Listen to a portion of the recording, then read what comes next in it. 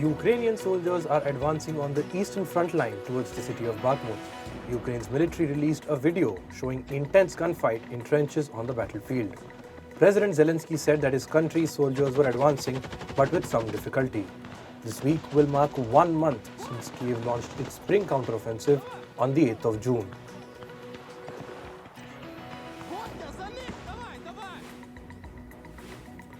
Two people were killed as Russian drones struck buildings in the northern Ukrainian city of Sumi. At least 19 others were wounded in the attack. Firefighters evacuated people from the debris. Ukrainian officials said that 4 drones struck 2 residential buildings after air defenses failed to intercept them.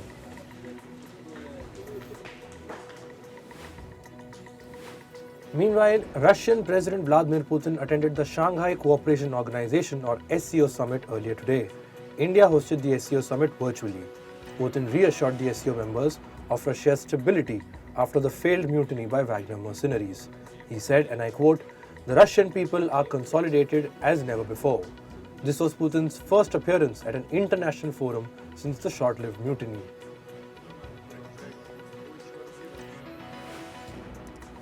India's Prime Minister Narendra Modi chaired the virtual SCO summit. He urged other SCO members to unite against terrorism. The Prime Minister also pledged India's support for Afghanistan. Chinese President Xi Jinping and Pakistan's Prime Minister Shahbaz Sharif attended the meeting virtually. During today's summit, Iran was given permanent SCO membership. Iran had applied to join the alliance almost 15 years ago.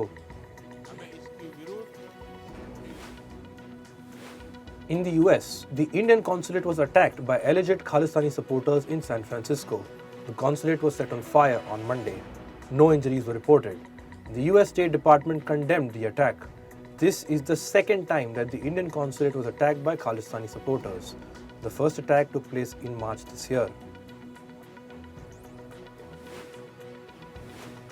An uneasy calm settled over the suburbs of Paris. Flowers and protest signs were placed on the ground where a teenager was killed by police officers last Tuesday. No riots were reported for the first time after 5 nights. Almost 1,500 people have been detained. However, the French police remains deployed in the thousands. The country's justice minister has called for swift action against the rioters. The prime ministers of the Netherlands and Luxembourg arrived in Serbia's capital Belgrade on Monday. They met Serbian President Alexander Vučić to discuss the ongoing tensions with Kosovo. In recent weeks, Kosovo has experienced its worst ethnic tensions since declaring independence from Serbia in 2008. Ethnic Serbs clashed with NATO troops. This was over the appointment of ethnic Albanian mayors in the Serb-dominated regions of northern Kosovo. NATO has deployed over 4,500 troops in Kosovo to prevent further violence. NATO has decided to extend Secretary General Jens Stoltenberg's term by another year. This comes as the Russian war in Ukraine rages on. NATO leaders say it would be better to stick with an experienced leader rather than finding a new successor. Stoltenberg, who is the former Prime Minister of Norway, has been NATO's leader since 2014. His tenure has already been extended 3 times.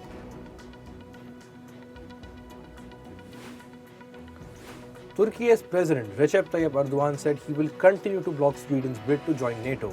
Erdogan accused Sweden of harboring groups that Turkey considers as terrorists. The recent Quran burning outside a mosque in Sweden's capital Stockholm has also angered Erdogan. He said, and I quote, "We advise Sweden to scrutinize themselves and do their homework better." Hundreds gathered to protest outside Sweden's embassy in Iran's capital Tehran. This was over the recent Quran burning incident in Stockholm. Protesters held a copy of the Islamic holy book as they chanted slogans calling for a boycott of the Nordic nation. Iran's government announced that it would refrain from sending a new ambassador to Sweden as a mark of protest over the incident.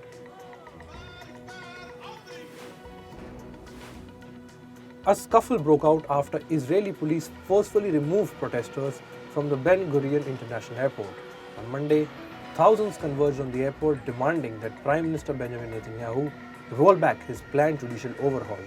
The demonstrators briefly shut off access to the airport, delaying travelers.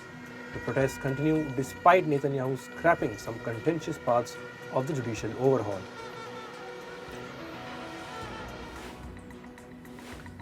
Meanwhile, Israel's military continued its operation in Jenin city in the occupied West Bank for the second day.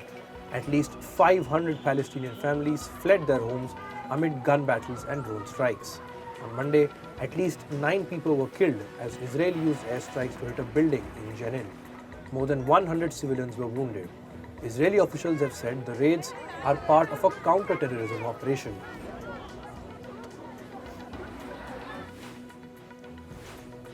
Indonesian President Joko Widodo arrived in Australia's Sydney earlier today. He was given a ceremonial welcome by Australian Prime Minister Anthony Albanese. The two leaders will hold bilateral talks on moving towards a green economy and easing visa restrictions. Albanese and Widodo will also discuss matters related to regional security.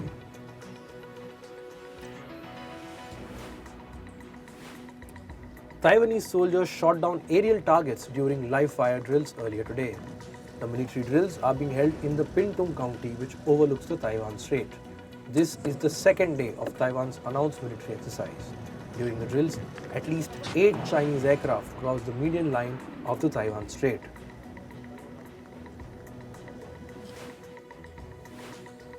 The International Atomic Energy Agency's chief, Rafael Grossi, met Japan's Prime Minister Fumio Kishida in Tokyo today. Grossi handed Kishida a 2-year review of the treated water at the Fukushima nuclear plant. The report says that Fukushima's water release will have negligible radiological impact to people and the environment. Grossi gave Japan the green light to release water from the Fukushima plant. Remember, Japan's Fukushima nuclear plant was damaged by an earthquake followed by a tsunami in 2011.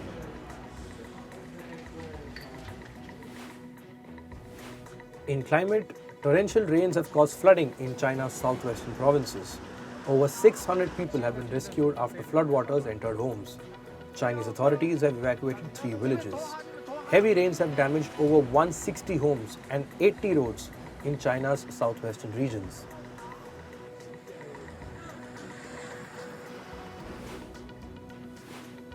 A severe hailstorm battered a township near Spain's Valencia. Several cars were damaged due to the hail. Strong winds also damaged the awnings of some restaurants. The hailstorm comes just days after Valencia witnessed a heat wave this summer.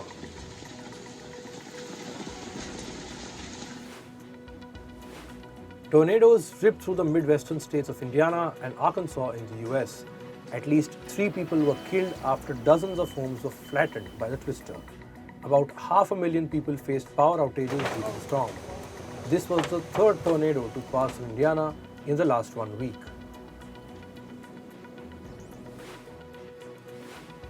Meanwhile, a heat wave is scorching southern parts of the US. Temperatures in the state of Arizona touched 46 degrees Celsius. The US National Weather Service advised people to avoid stepping out. Arizona officials have opened water parks for people to beat the heat. A French island in the English Channel is implementing a limit on the arrival of tourists this summer. The French island sees over 4,500 tourists annually. This is almost 15 times the island's residential population. The island's mayor said that every year they have faced over-tourism, which impacts the surrounding biodiversity. After this new limit, numerous other French islands are considering a restriction on tourism. Moving on to business, reports say America is preparing to restrict Chinese companies from accessing US cloud computing services. If adopted, the rules will affect cloud service providers such as Amazon and Microsoft. They will need to seek government permission before extending their services to Chinese customers.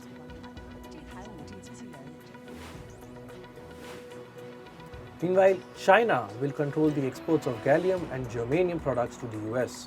These metals are widely used in the semiconductor industry. Beijing says these measures are aimed at protecting its national security and interests. The development comes as Washington is mulling new export restrictions on AI chip exports to China.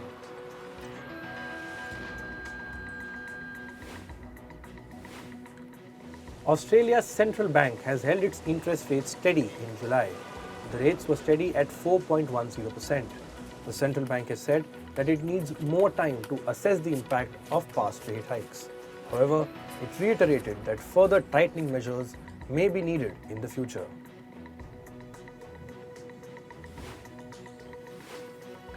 Indian e-commerce company Flipkart is expanding its finance offering. It has begun lending services for customers in partnership with India-based Axis Bank. The company is extending a credit of up to $6,100 to customers. The loan requires no document submission and is approved within 30 seconds. With this service, Flipkart seeks to widen its financial services portfolio. Adult video platform Pornhub is blocking access in the American states of Mississippi, Virginia, and Utah. This is after the states passed laws requiring age verification to access adult websites. However, earlier this year, the company had seen that traffic drop by 80% after a similar law went into effect in Louisiana. Pornhub therefore has decided to withdraw from the states that adopt such laws.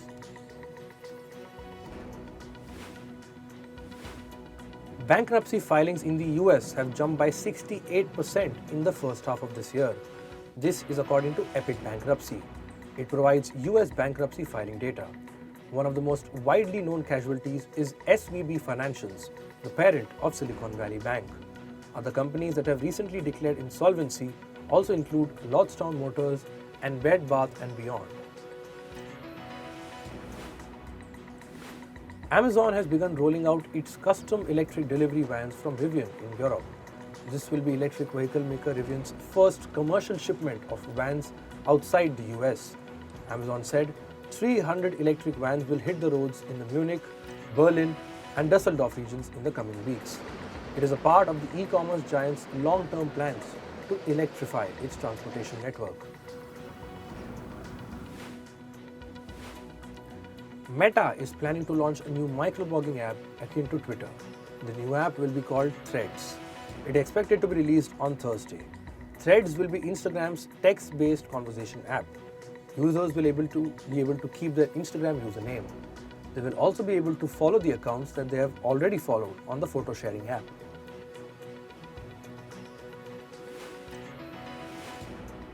Twitter has said that it has launched a new and improved version of TweetDeck. However, the company has said that it can be accessed only by verified users. The change will take effect in 30 days. This comes just a day after Elon Musk announced limits to the number of tweets users could read on the platform. Meanwhile, Germany-based Twitter alternative Mastodon has been seeing a surge in its platform. This is ever since Elon Musk announced the Twitter rate limits. The CEO of Mastodon said that its active user base has increased by more than 100,000 over the last day.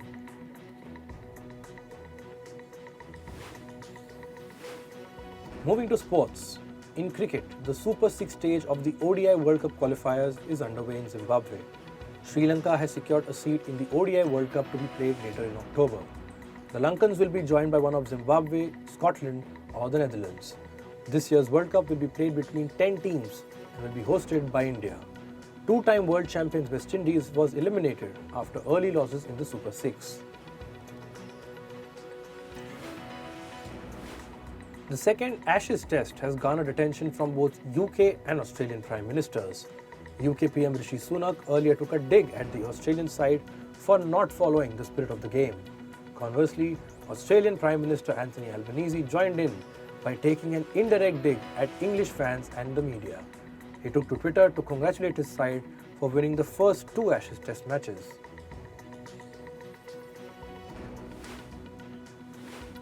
In football, Brazilian star Neymar has been fined over $3.3 million for an environmental violation. Neymar breached the rules for the construction of his coastal mansion in southeastern Brazil. The luxury project violated rules regarding the use and movement of freshwater sources. Neymar's spokesperson declined to comment on this matter.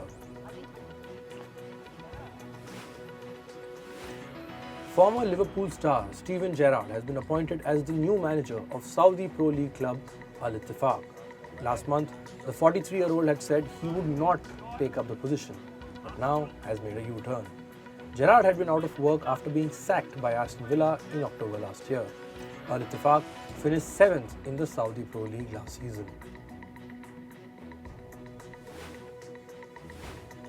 Inter Milan's Marcelo Brozovic has joined the Saudi Arabian side Al Nassr.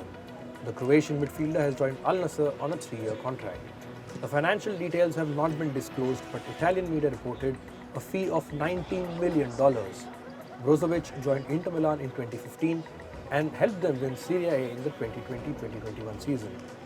He was also a part of Inter when they lost the Champions League final to Manchester City last season.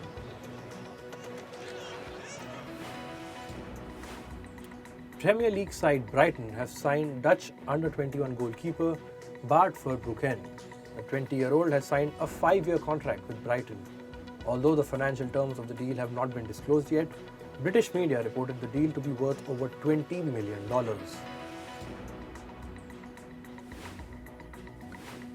In another Premier League development, Newcastle has signed Italian midfielder Sandro Tonali from AC Milan. Tonali's contract with Newcastle will be for 5 years. No financial details were disclosed, but reportedly Newcastle paid Milan a fee of $76 million.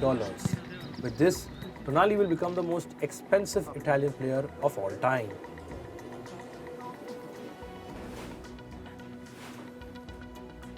In tennis, the 2023 Wimbledon Championship has begun. World number 2 Novak Djokovic beat Argentine player Pedro Kacin to start the tournament. The Serbian defeated Kacin 6-3, 6-3 and 7-6 in the rain-delayed opener. Djokovic is looking to equal Roger Federer's record of 8 titles at the All-England club. World number 1 Iga Swiatek defeated China's Zhu Lin to launch her Wimbledon journey. The Pole beat Lin 6-1 and 6-3 to enter the second round of the tournament.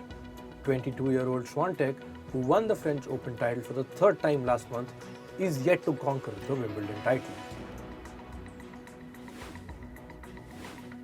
US tennis player Sofia Kenin defeated fellow American Coco Gauff in the first round of Wimbledon 2023. Teenage star Gauff faced a 6-4, 4-6 and 6-2 loss.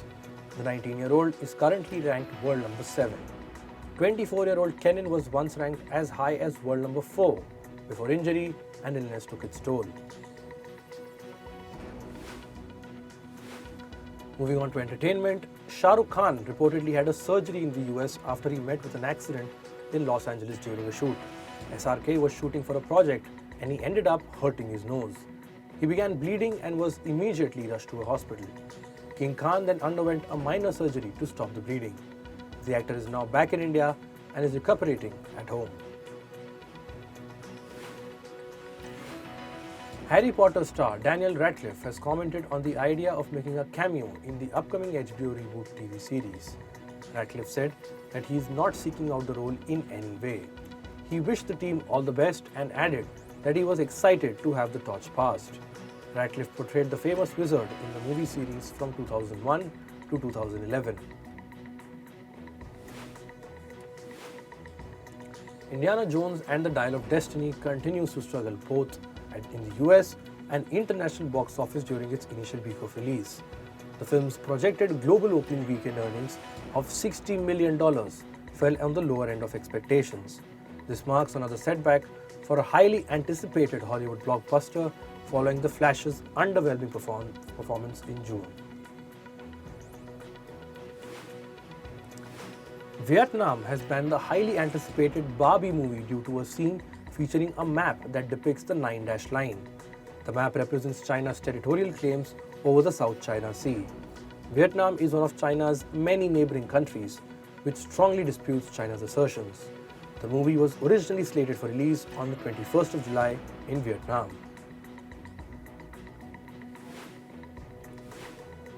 Famed director Quentin Tarantino has dismissed rumors that he was working on Kill Bill Volume 3. He also confirmed that a third chapter in the franchise is not on the cards. His latest comments also put an end to fans' hope for a potential sequel featuring Uma Thurman's daughter Maya Hawke.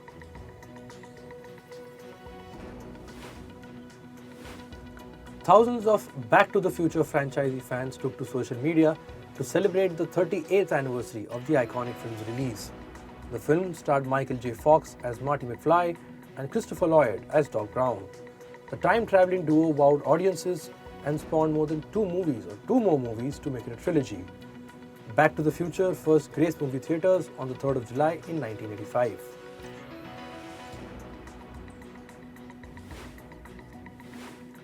Netflix's upcoming stop-motion series, Pokemon Concierge, has received a December 2023 release window. The makers of the show have also released a new teaser starring the Pokemon Psyduck and Lampent. The teaser also stars Haru, a young Pokemon concierge who works at the Pokemon resort the series takes place in. The show is one of the first new Pokemon series following the end of Ash Ketchum's journey in the original anime. The Heartstopper Season 2 teaser for Netflix's hit teen comedy drama has been released. It teases an upcoming adventure to Paris for Nick and Charlie. The new trailer for the series previews more of romance between the two main characters. The second season of the show will release on the 3rd of August.